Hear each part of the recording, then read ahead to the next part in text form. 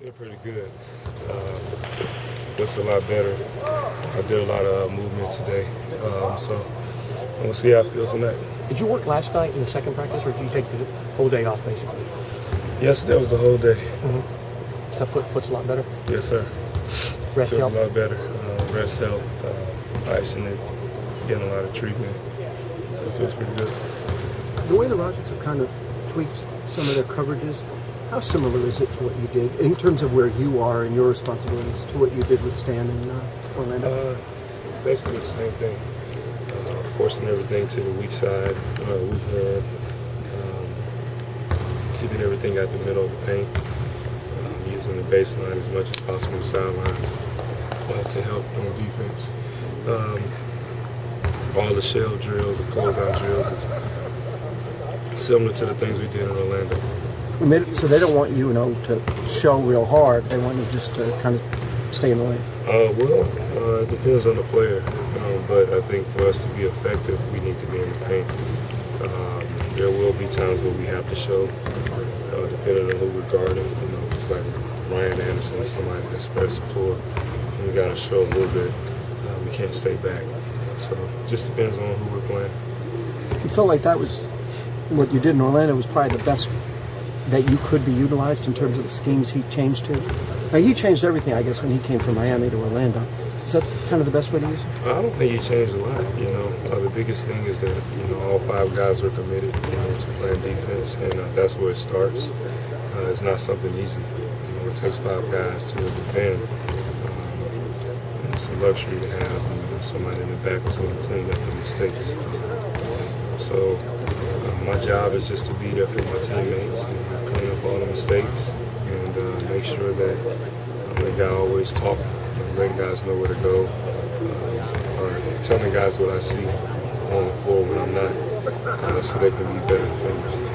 Dwight, I saw one of the national reporters said that, I know your decision to come here has been beaten like a dead horse, but that Stan Van Gundy, you talked to Stan Van Gundy, he suggested you come to Houston. Can you talk about that at all in the conversation you had with him? I talked to Stan pretty much a lot during last season. During the off-season, we talked, and he felt like the system that would fit me best and the coaching staff would be Houston. He said that he liked Kevin, he likes the dream, he likes James, and the fact that it's a young team. And it reminded him of the team we had in Orlando. So he felt like this would be a good place for him. For those who might think that's unusual, was it not unusual for you to be getting advice from Stan, or talking to Stan, seeking advice, that kind of stuff? Everybody plays things over here, in the media. But one side is business and the other side is personal. On the business end, we probably didn't work well together towards the end of our careers in Orlando. But on a personal level, we've always had respect for each other. We've always been able to sit down and talk to each other. I think a lot of things is blown out of proportion. And the things that have happened, it happened in the past. And we both learned from it, move forward. And from then on, we've been helping each other out. He's asked me to do a lot of different things to help in Orlando and the community. And I've helped him out. I've asked him for some help with basketball things he's seen. He watches all our games. He did last year. He would give me things that he sees that can make our team better. And that's how we interact.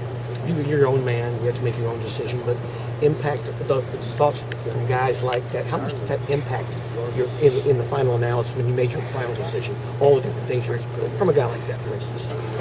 Just from a guy who's coaching me and he understands situations that are going to make me thrive. He knows me best. We were together for 5 years. We had some great years, great runs in the playoffs. So he understands what it would take to win. Stan is like a guru when it comes to studying basketball. We used to call him Mr. ESPN because he had all the stats. We knew everything. So getting advice from him has always been beneficial for me, especially when it comes to basketball. But you talked about defense. Where is this team defensively right now?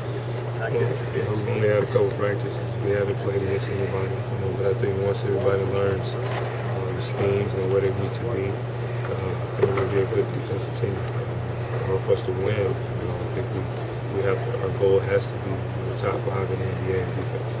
Is there anything about Kevin that surprised you to date so far? I don't know. Everything that Chandler said every day during the summer is true. I like Kevin. I think he's a great guy. I think this year he's full of energy. He's very energetic. Any chance he gets to come, give me a word, he does it.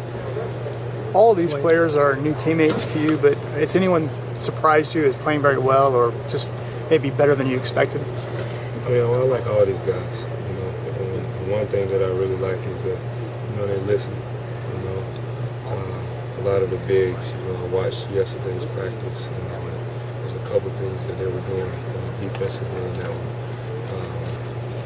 not going to help the team win. And I talked to all of them after practice, and they all was very receptive. Somebody who's not practicing, watching, just the small details. And I like that, when the team, there's no egos and everybody's trying to get better. Listening to the vets, even though almost their same age. I'm fed on this team, so it feels good. Dwight as a defender, what is it that makes James Harden's hero step so different? Okay, well, he's left-handed for one. That's pretty much tough, to defend when somebody's lefty. But the Euro step is just so hard to defend. You got somebody that's coming at you full speed, and most guys, except myself, they want to take charges. So once they get their feet set, they take a charge, and it just bounces around them. But you never know which way they're going to step, And you try to stop that first step, and then, with James, he just does it a different way. Every time. I remember last season when we played, I think I told you this before. I was running back full speed. I get in front of him. I'm like, okay, I'm going to set him up for a block shot. And he did some kind of Euro step real fast, and he just went right past my shoulder. And I was like, man, I wasn't even expecting this. So, it's pretty sick. I used to do the Euro step, the video game. But it's nowhere close. Was it sick? Yeah, it was sick. My Euro step was cold. I had one of the coldest Euro steps in the video game. In the video game. In real life, not so good. Thank you, Dwight. All right.